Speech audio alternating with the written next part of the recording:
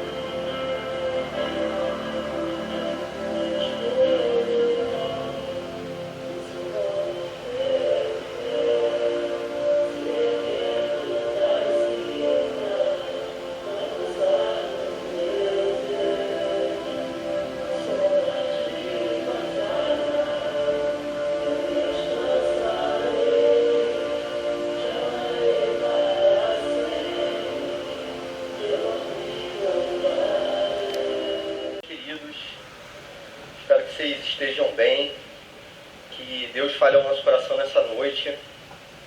Eu vou pedir para vocês já ir abrindo a sua Bíblia, se você puder, por favor, no livro de Josué, é um livro do Antigo Testamento, logo depois de Deuteronômio. A gente vai ler o último capítulo desse livro, que é o capítulo 24, verso 31. Com Josué, que é o último capítulo do livro de Josué, 24, verso 31. A gente vai fazer uma oração para que Deus fale ao nosso coração. Eu fui muito tocado por uma aula do pastor Daniel de Ataíde durante o final de semana de treinamento, na qual ele expôs o livro de Josué, livro de Juízes e de Ruth. Então, durante a exposição do irmão, esse versículo saltou aí aos meus olhos e eu gostaria de compartilhar aquilo que Deus falou ao meu coração.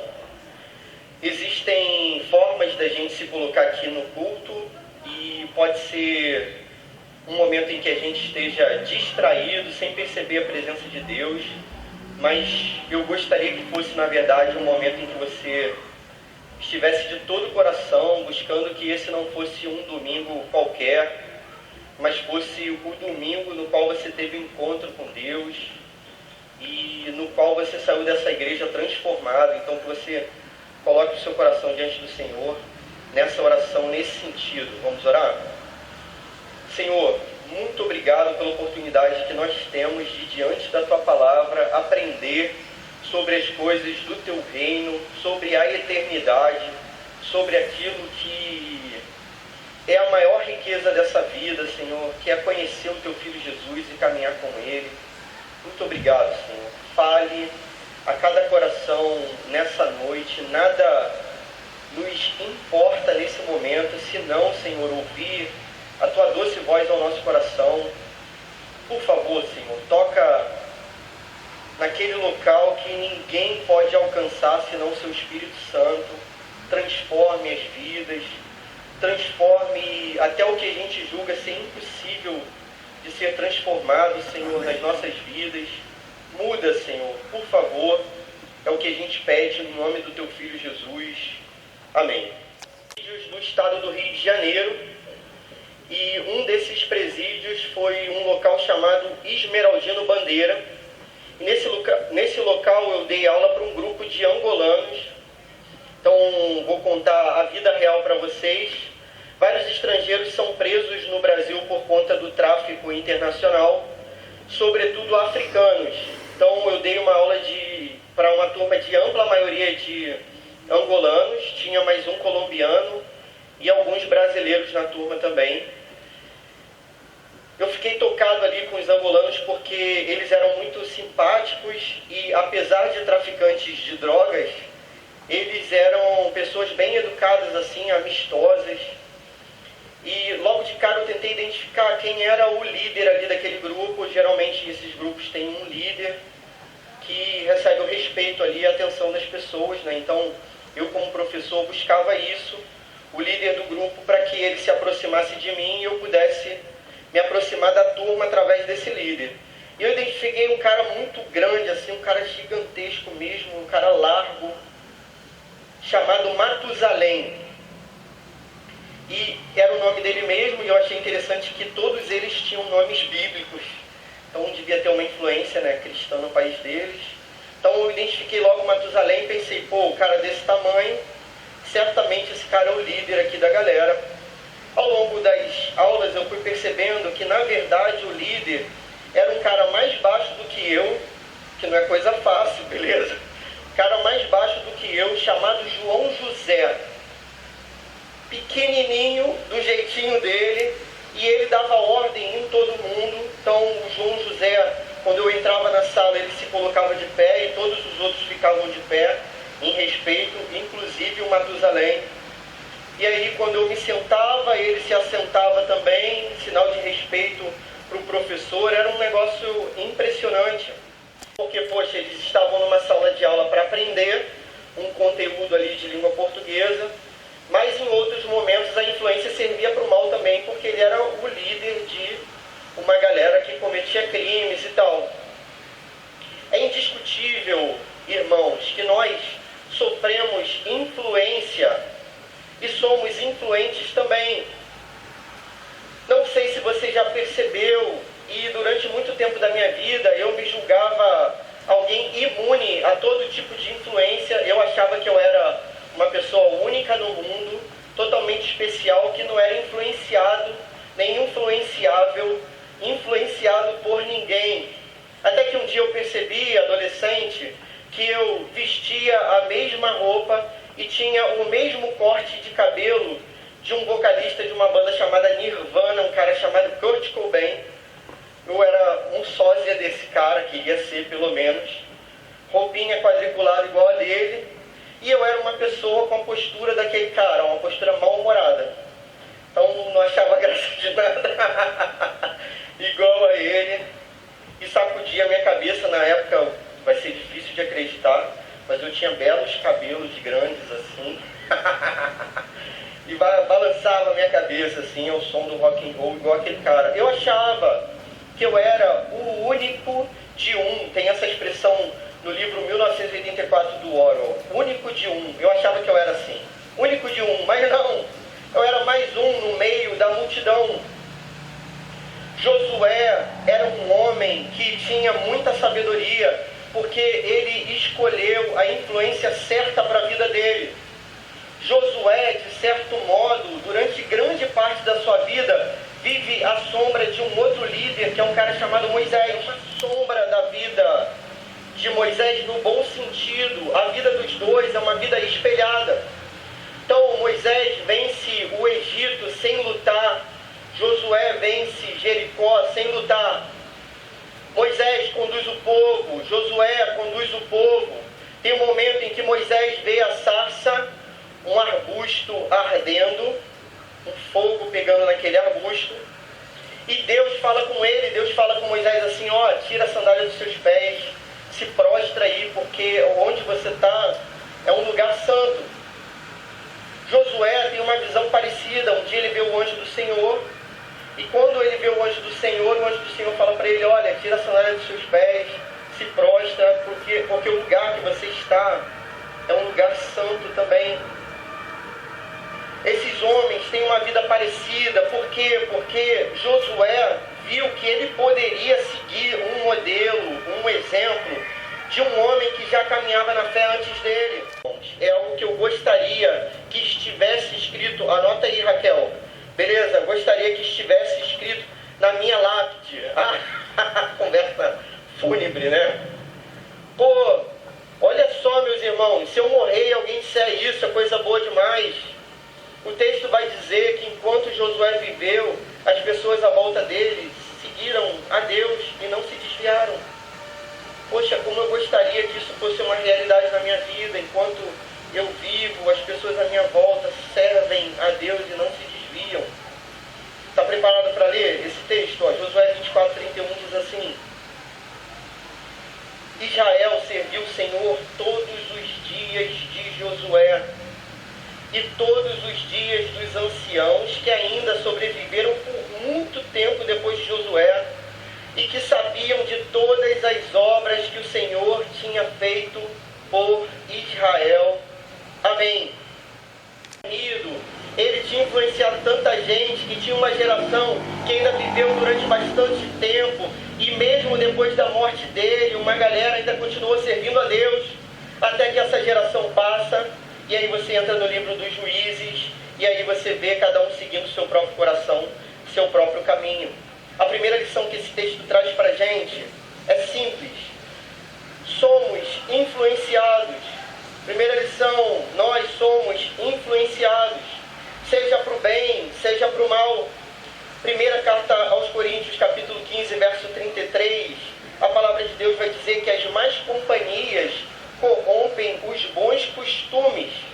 Por mais que você seja uma pessoa boa, por mais que você seja uma pessoa educada, às vezes educada até na palavra de Deus, nos caminhos do Senhor, dependendo da companhia com a qual você caminha na sua vida, você acaba se corrompendo, você acaba falhando, você acaba se desviando por conta dessas influências.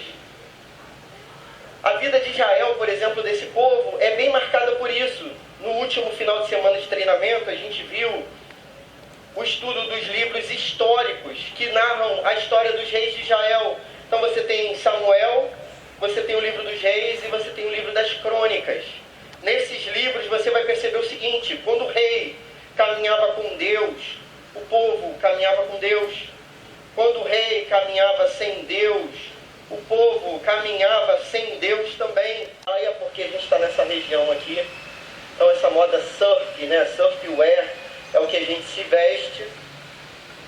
A gente é bem parecido nos nossos gostos, nas nossas preferências, porque a gente sofre influência o tempo todo.